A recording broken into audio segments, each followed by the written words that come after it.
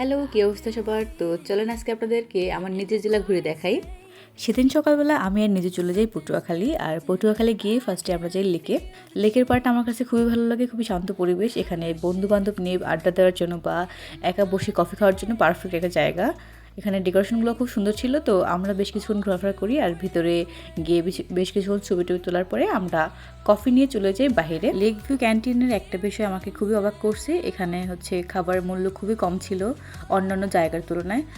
আমি অনেক ঘুরতে ভালোবাসি, কিন্তু নিজের জেলা তেমনভাবে ঘোরা হয় নাই। তো আমি নিজে এই জন্য সকালবেলা চলে আসলাম পটুয়াখালী। সাগরকন্যা কুয়াকাটা পটুয়াখালীতে অবস্থিত বলে পটুয়াখালী জেলাটা বেশ পরিচিত সবার কাছে। লেকের পাড়ে ঘোরাঘুরি শেষে আমরা চলে যাই ঝাউতলায়। ঝাউতলা এখন বর্তমান নাম সেলফি রোড। এর আগে এটা ঝাউতলা হিসেবে পরিচিত ছিল।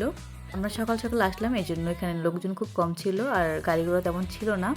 অন্যান্য সময় এখানে অনেক লোকজন থাকে, বিকেলবেলা সব এখানে ঘুরতে আসে। আমার কাছে মনে হয় বিকেলের থেকে সকালবেলা এখানে বেশি ভালো লাগে, কারণ সকালবেলা সুন্দর একটা ঠান্ডা বাতাস ছিল। সকালের হালকা রোদ জায়গাটাকে আরও সুন্দর করে তুলেছে।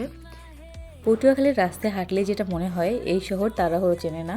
এই শহরের বাতাসে আছে নদীর শান্ত নরম ছোঁয়া, আর চারদিকে ছড়িয়ে আছে অদ্ভুত এক শান্ত ভাইব।